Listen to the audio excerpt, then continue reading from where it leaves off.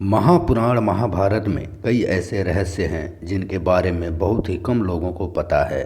महाभारत भगवान श्री कृष्ण से शुरू हुआ और श्री कृष्ण पर ही खत्म हो गया।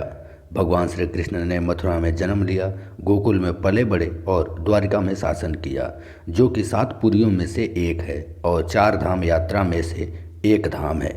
द्वारिका में भगवान श्री कृष्ण की 8 पत्नियां थीं, जिनसे उनके कई पुत्र और पुत्रियां हुए, लेकिन उनके एक पुत्र का विवाह दुर्योधन की पुत्री से हुआ था। क्या आप जानते हैं इस विवाह के बारे में? भगवान श्री कृष्ण और जामवंती के पुत्र का नाम सांब था, जो भगवान श्री कृष्ण की तरह 16 कलाओं से संपन्न था। उनके इसी पुत्र के कारण भगवान श्री कृष्ण के कुल का अंत हो गया था। महाभारत के अनुसार सांब का दिल दुर्योधन और भानुमति की पुत्री लक्ष्मणा पर आ गया था और दोनों एक दूसरे से प्यार करने लगे।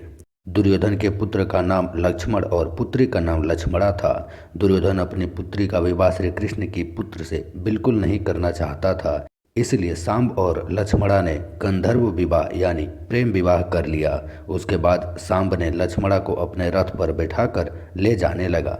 जब विवाह की बात कौरवों को पता चला तो दुर्योधन ने हस्तिनापुर की पूरी सेना के साथ उस पर धावा बोल दिया था। हस्तिनापुर की सेना के साथ सांब अकेले मुकाबला करने लगा, लेकिन विशाल सेना का कब तक सामना करता। सांब को हार का सामना करना पड़ा और कौरवों ने उसे बंदी बनाकर जेल में डाल दिया।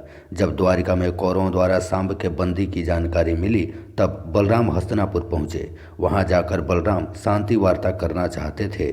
उन्होंने कहा कि सांबा को छोड़ दिया जाए और कुलवधू को साथ में जाने दिया जाए।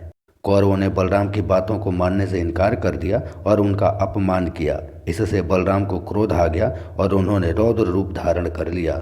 उन्होंने कौरवों को चेताया कि अगर उन्होंने बात नहीं मानी तो पूरी हस्तिनापुर को गंगा में प्रवाहित कर देंगे।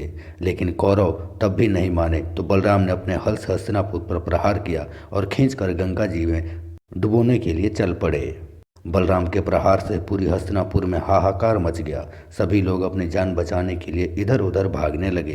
कौरव भी बलराम के इस रूप को देखकर डर गए और माफ़ी मांगने लगे और उनकी सभी बातों के लिए हाँ कर दी। बलराम जी ने कौरवों को माफ़ कर दिया और कौरवों ने बलराम के साथ सांब और लक्ष्मणा को द्वारिका भेज दिया। द्वारिका में सांब और लक्ष्मणा का वैदिक रीति रिवाज से विवाह संपन्न हुआ।